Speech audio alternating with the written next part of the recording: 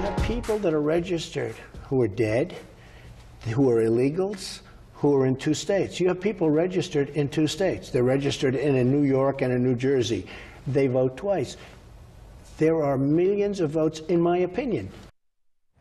Millions of votes, in my opinion. That is the President of the United States lying, lying, lying, lying, and repeatedly lying. So what did he do? He decided to launch what he called a voter integrity commission, which is nothing more than a tactic to suppress American voters. Of course, Trump is still stuck on the 2016 presidential election. Now, with this sham of a voter integrity commission, it is facing several federal lawsuits. The latest suit filed yesterday by the NAACP Legal Defense and Education Fund, claiming the commission, quote, was formed with the intent to discriminate against voters of color in violation of the Constitution, alleging the commission's investigation into voter fraud was based on a false premise that blacks and Latinos are more likely to vote illegally. Now there are calls from Congress for the resignation of the controversial co-chair of the commission, Kansas Secretary of State Chris Kobach, who was appointed by Trump. Kobach also has consistently been somebody who has tried to suppress the votes. But how despicable is he in that he has a commission that's been demanding information from states when it comes to voting, but as Secretary of State of Kansas, he also refused to give his very own commission the exact same data from his state. That tells you it's a fraud. Top House Democrats Elijah Cummings, John Conyers, Benny Thompson, and Robert Brady sent a letter to Vice President Mike Pence, who's the commission's co-chair, questioning Kobach's motives. They wrote, Mr. Kobach has repeatedly claimed, falsely, that widespread voter fraud exists and advertises his work on the commission to promote his own campaign for governor of Kansas. These actions undermine the integrity of the commission and raise significant concerns the commission will be used as a tool for voter suppression. The Lawyers Committee for Civil Rights under the law, they've actually filed suit against Kobach, saying that he is using the commission to aid his election efforts. Now, later this morning, the commission meets for the first time. As a prelude to that meeting, Congressional Black Caucus and Democrats on the House Judiciary Committee held a forum yesterday, and this is funny, y'all, to examine widespread concerns from states and civil rights groups about its intent. And again, the Trump folks keep lying. The launch of the Election Integrity Commission is a dog whistle to state and local officials across the country to put in place voter suppression laws. This commission is the latest instance of that. It's pernicious, but it's just the latest instance of a very deliberate strategy to repress minority votes. The commission needs to be disbanded, this so-called Voter Integrity Commission. This commission will move forward in an unfettered way that will lay a foundation for a voter purge, which will be the most significant that we have seen in this country since the passage of the Voting Rights Act. All right, let's talk about this with Todd Cox, Director of Policy for the NAACP Legal Defense and Education Fund. Also on our panel, Ray Baker, host of Public Agenda Podcast, Liz Copeland, founding president of the Urban Conservative Project, Greg Carr, chair of the Department of Afro-American Studies at Howard University. Well, that's Dr. Greg Carr. He's like, look, I got the papers. Holla at me. Todd, this is, again, when you listen to the rationale from Trump, they have been lying consistently.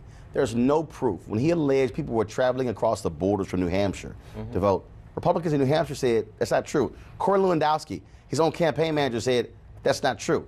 This is a president who lies with impunity. And our lawsuit alleges that this commission was designed with one purpose: to manufacture evidence in order to justify the suppression of African American and Latino votes. In fact, it's likely to have that chilling effect now, as people feel that this investigation will result in them being investigated and perhaps even found to be in violation of some law. We believe that, as I said before, there's no evidence of the kind of in-person voter fraud that this commission was supposedly designed to go after. And it's really designed to, as a pretext, to create the kinds of restrictions that would disproportionately harm African American and Latino voters. I know somebody at home was probably saying, okay, man, you guys spend so much time on this, but this goes beyond presidential elections. What we're talking about here can impact congressional races, gubernatorial races, state rep, state senate. It can impact any statewide office, county commissioner's office, water district, city council, judicial races, DA's races. That's what this is about. That's correct. And already the impact is, we're seeing the impact. In Colorado, people are being asked to be removed from voter rolls in the wake of this commission requesting personal information, social security number information, information regarding convictions of felony convictions. Personal information that, frankly, may be available to the public, but really was never intended to be given to the federal government. And we also have evidence that they're going to use some sort of unsubstantiated methodology to do some weird, strange matchings between that information and federal databases to try to, quote-unquote, sort out vote fraud. And we're worried that that will result in some false positives, result in people being purged from the voter rolls illegally. Chris Kobach, again, this is one of the biggest voter suppressors in the country. This is a guy who wants to make it harder to vote, which I keep saying is part of the Republican game plan. That's right, and our lawsuit actually goes to that. Under the Federal Advisory Committee Act, committees like this, organizations under the federal government like this, are supposed to be fair and balanced. Having Chris Kobach, having all of these folks on this commission that all share the same view that there's this voter fraud going on, which is incorrect, which is false, really tips the balance and really illustrates really the real purpose of this commission. Ken Blackwell is a member of this commission, yes. Former Secretary of State of Ohio. We invited him to be on the show several times. It has not happened. And I made it clear, I want any member of this commission. Y'all want to talk about this here? Come on the show. Let's go to our panel here.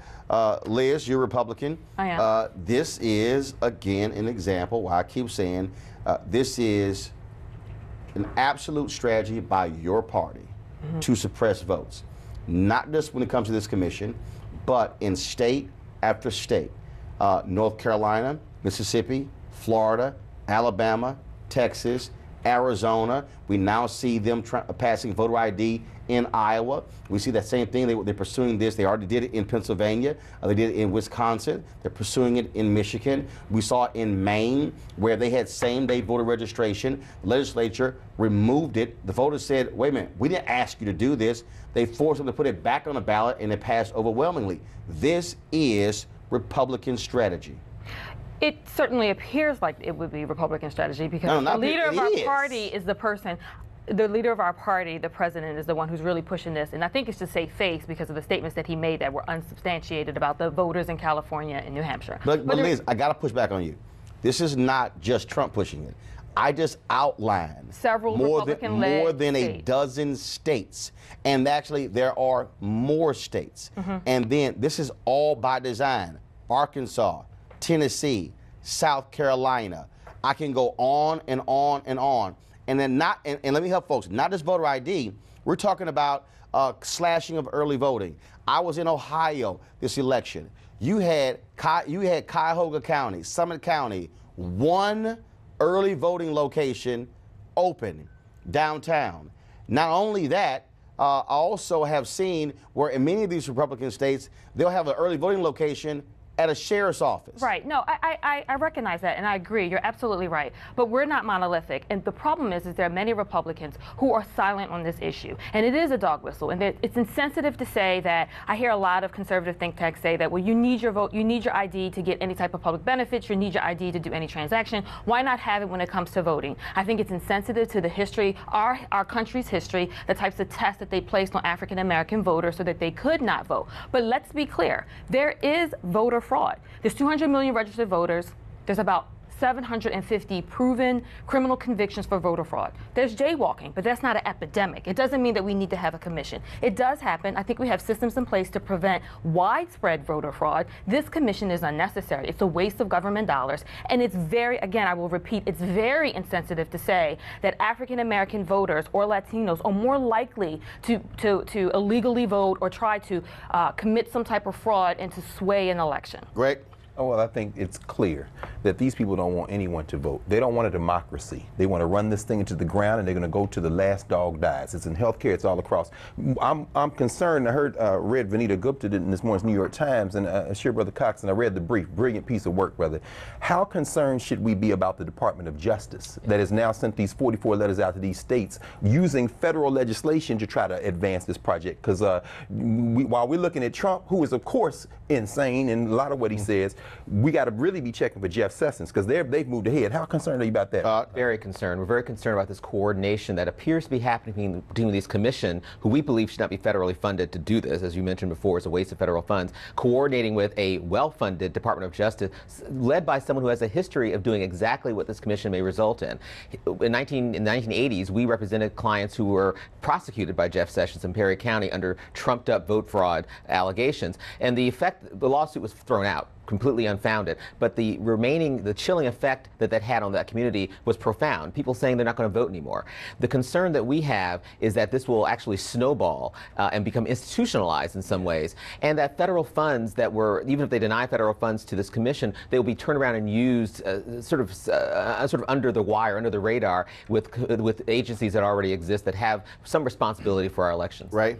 One of the damaging things, and Mr. Cox already alluded to it, was not necessarily whether the ramifications of this election integrity committee will be able to throw voters off the rolls, but will they discourage voters? Right. We saw it already in Colorado, as been alluded to before. We saw it when we have in Alabama. So many folks, after Jeff Sessions was going after them and persecute them, said, "I just don't want to participate." But the answer is yes. They do want to discourage some. And yes, and so my point is. But so let me clarify. There are 1,000 non-citizen registered voters in 8 counties in Virginia alone. Yes, they want non-citizens to not be able to vote. Liz, but there's a blurring of the line, and I'm not sure that they can my point about this, and you did begin to allude to it at the end of your remarks, so I'll concede that. My point about this is the damage isn't necessarily in the legislation or the policy that may come from the election committee. The damage is in if we sideswipe millions of legally registered voters in the midst of attacking the, I'm being hyperbolic here, but 2 or 3 folks who you allege are non-citizens but are registered to vote. If we sideswipe the millions, that's okay with us, because that's what we want in the long run. Right, it's not alleged, it's proven, and the Heritage Foundation actually has the cases of individuals who were non-citizens and registered to vote in Virginia. But the thing is that how can we decouple this approach to ensure that we have integrity in our election, and we also make sure that people are not hindered or prevented from going to the polls? Empirically, there's no suggestion that their elections don't have integrity as is. It is there, but it's negligible. And that's not what it's about. There is an amount of illegal voting occurring in America. The guiding philosophy here is fascism. That's why when you read the brief, they're appealing to the Constitution, to the 14th and 15th Amendments, to the Voting Rights Act, but these people have a governing philosophy of fascism. They do not want popular participation. They have an agenda they're trying to push through. Final comment. Evidence is very clear that you're more likely to be struck by lightning than to encounter the kind of vote fraud that they're talking about here. Given that, I think we need to really be very careful, particularly since we know an outside government is perhaps interfering with our elections, very careful about opening up our electoral system to the federal government for inquiry under the guise of voter protection when we know there's no evidence of voter suppression. Todd, we appreciate it. Thank you very much. Weekdays on TV One. I will never lie to you. Oh my God. Roland Martin. He doesn't want to talk to us. He wants to ignore us. Uncensored. Hell no. That ain't gonna cut it, boo. Unapologetic. No, that is fundamentally false. You are wrong. Unfiltered. He wants an America where we all look alike. He ain't talking about black people. Unrelenting. You better go work out, because you got a fight on your hands. NewsOne Now with Roland Martin. Weekdays at 7 a.m. on TV One.